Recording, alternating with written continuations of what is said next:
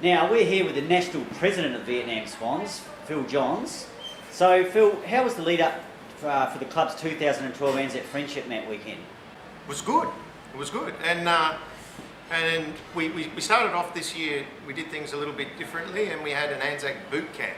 Yeah, well, like I say, I'm a Vung Tau resident, so it's good to have all the boys down here instead of me going up to Saigon for training every weekend. And Matty and Nadaldo put a great performance together with all that sort of stuff. And I believe you may have been involved in some of the exercises the boys did on the weekend.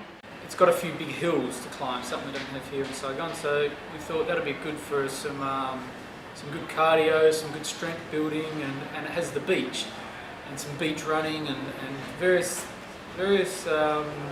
exercises that we actually can't do here. We really worked hard with the runs we did up and down stairs and the beach sprints and everything, so it kind of set the tone for some of the exercises we'd be doing through the year. But it was also a chance for the group to start getting together and get to know each other a bit better and really start the bonds as we got into some of the games later on. Fantastic. It started our season off, and as soon as we started, we knew that was the way to start the year, every year. What was involved with the preparations on your end, because you were mainly involved on the Vung Tau side of the organisation, so as far as the ground goes, what was the preparation just to get it all happening down there? The dog track itself doesn't own the ground, it's the People's Committee that owns the ground, so you're dealing with two different people. You've got people in the stand and then you've got people on the track, so you've got splintered groups, so we're actually dealing with these. But anyway, we were able to sort of punch through that barrier and it sort of it turned out quite well. Where both sides gave support and thinking this is really great. We can see the future of sport in Vietnam and especially in Vung Tau, where there's new grounds opening up. And apart from that, at the end of the day, it's an Australian rules day, and you could be anywhere in Australia with some of the best class footy you've ever seen. So, as a brief summary of the weekend, how did it pan out this year? Absolutely outstanding. We had the Legends game beforehand. There were two teams playing in that, fielded by the Vietnam Swans and our sponsors and friends and so on. Yeah, I had Rollins in the centre. That's what happens when you turn up like that.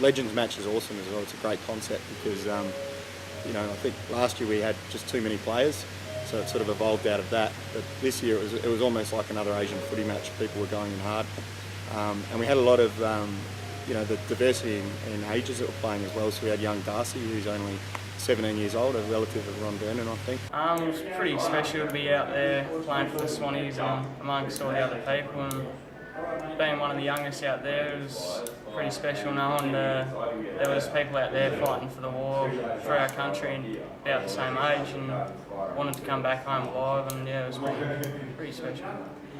Dad's always saying it'd be great to come over and play a game with the Swannies, so I just rang Mum and just said let's just do it, get that over. So Yeah, it's fantastic to have that over. He hasn't played footy in, I think, since his early 20s. He's 53 now. And to play on the same team with him. And he did really well. He got a few kicks and a few handballs. I think he got more possessions than me, which is all right. But... So Phil, can you tell us briefly what the ANZAC Friendship Match means to the Vietnam Swans? It's about remembrance, it's about a celebration of the present, and it's about looking forward to the future. Ladies and gentlemen, thank you very much for coming and welcome to the 3rd annual Vietnam Swans ANZAC Friendship Match here in sunny Vung Tau. I feel honoured to be representing the Australian government at this event that commemorates the long-standing friendship between Australia and Vietnam. They shall grow not old, as we that are living grow old. Age shall not weary them, nor the years condemn. At the going down of the sun, and in the morning, we will remember them. Lest we forget. Even from the first outset, when you set on the field, and then both teams line up, and you know they play the national anthem, and the hairs stand on the back of your neck, even though it's it's just a sort of an amateur league and all that sort of thing. It's just the same as standing on the MCG on a ANZAC match. So yeah, it really gives that electric atmosphere. So it's great. In history's maze, let every step advance Australia fair. Enjoy those strains and let us sing. Advance Australia fair.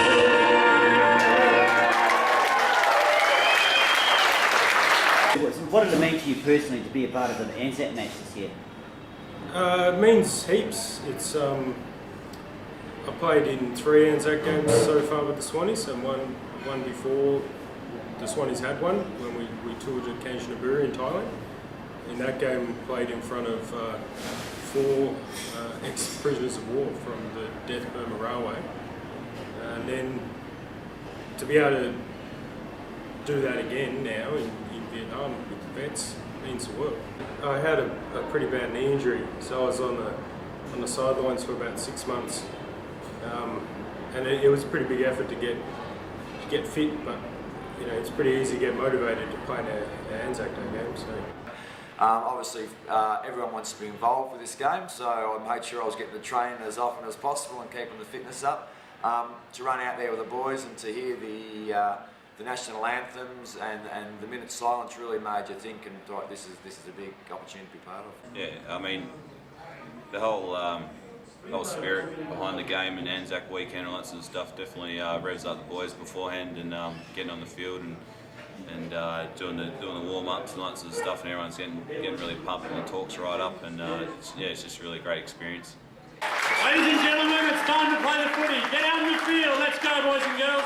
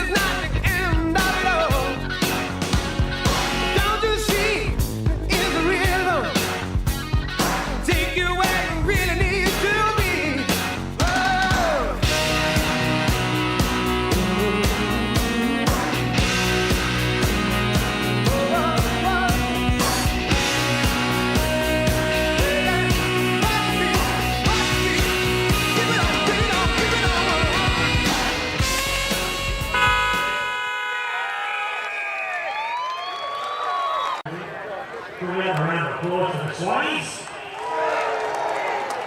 The Swans performed the club song with considerable gusto, I thought, after the win with the China Reds. I think it must have meant a lot to the boys. Oh, look, there's no doubt about that. Be great or be small, Swans will win and win overall. All the loyal sons are marching onwards to victory. Great win, boys. Great win, boys. He's got the biggest lens.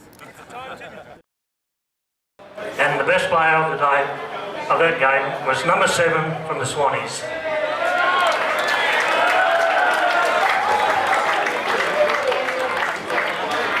Best on ground that day, Revo. So I got a few kicks, mate, and I think just playing the forward line, I was on the end of a few good deliveries from a few of the midfielders. It's something I will cherish for a long time. Yeah. Ron would prefer simply to hand over the shield to the winning coach and captain of the Vietnam Swans.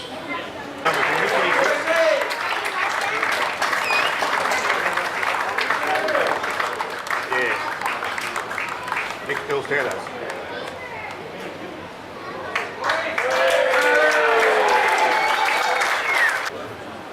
Yeah, first of all, to the China Reds, thanks for coming out. You got great numbers to tour and it was a great battle, so thanks a lot, boys. That was a real good battle, well played, right spirit, everything.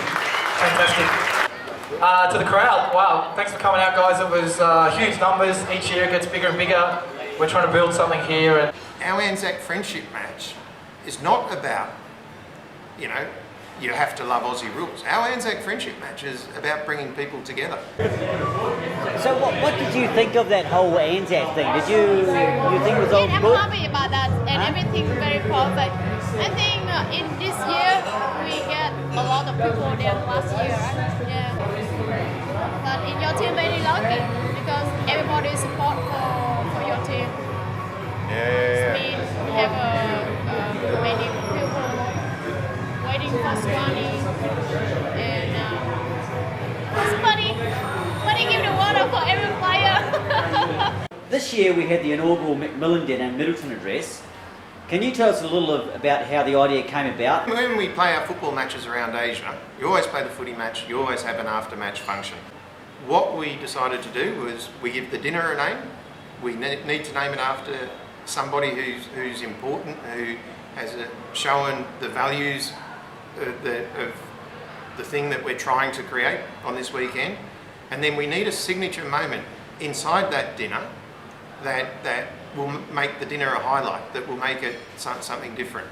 So that is the address, where you have a keynote speaker. Kev McMillan is the man that we named the dinner in honour of. And Kev McMillan, he's a veteran, he's done 2 tours, went back to Australia, then decided to move back to Vietnam.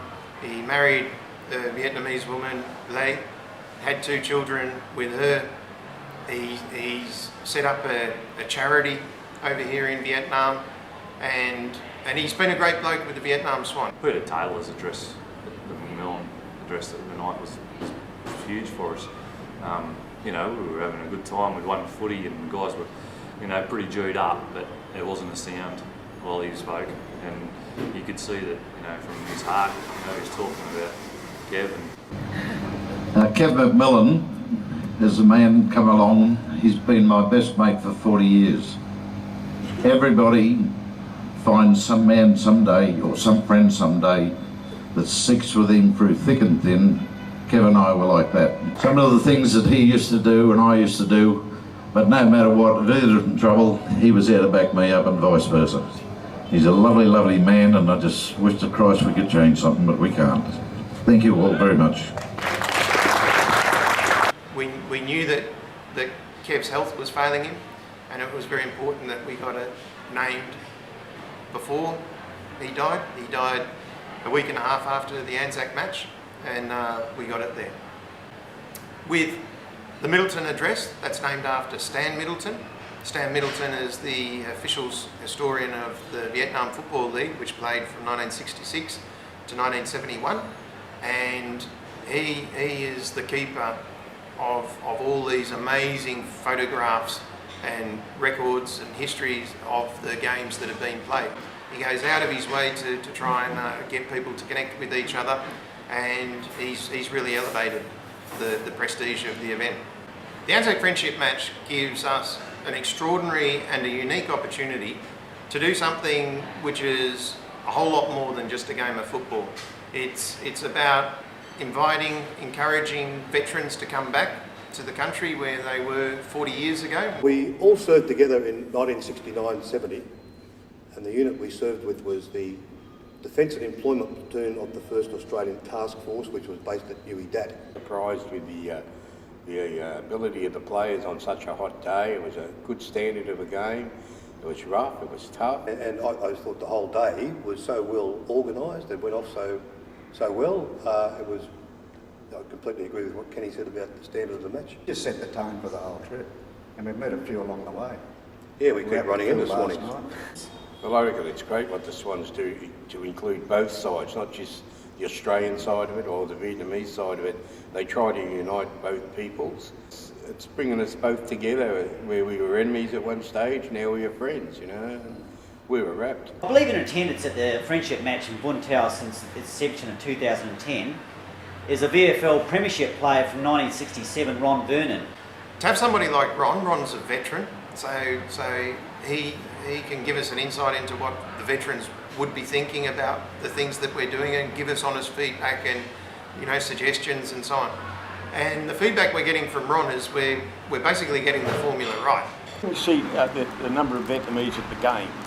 I think that increased from last year to this year, and to me it's just going to get bigger and bigger. Because the Vietnamese are going to talk about it. They like seeing the football and the physical side of it, I think, is what the Vietnamese like. So you and your wife Elsa, they've become involved in the local orphanages in Vung Tau. So how did you both become involved in that?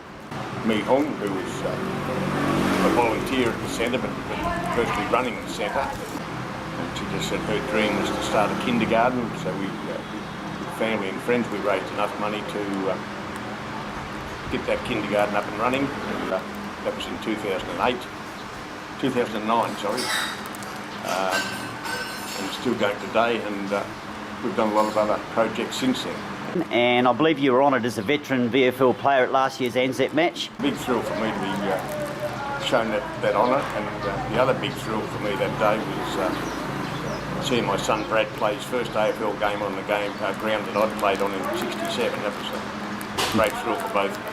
Been really good, just coming back to Vietnam with Dad and having him share some of his experiences with me and us being able to share that. Now, I also believe the China Reds donated generously to the charities the Friendship Match was supporting. You must be pretty happy that the touring team is embracing that ANZAC theme and the importance of the occasion. Just How good a story is that? The visiting team goes to the orphanage, learns about the orphanage, and then makes a generous donation. And that is just so important. And again, football is just a vehicle on this weekend.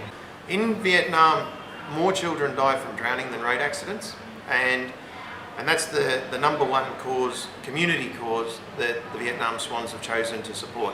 And we mainly do that through Swim Vietnam, which was also a beneficiary at the ANZAC Friendship Match. It really does hit home, and actually about 3 or 4 months ago, me and the missus were walking along the beach here, and we actually gave CPR to a young kid. He actually died that day, but when I first got on the scene, the guy, his friends were trying to resuscitate him, and they were pushing on his stomach and doing all the things that you shouldn't have done, you know. So I went over there immediately and tried to help the kid. And but it just goes to show the awareness that's in this country. They don't understand about swimming and resuscitation and CPR and all that sort of things to save lives. So we've been able to.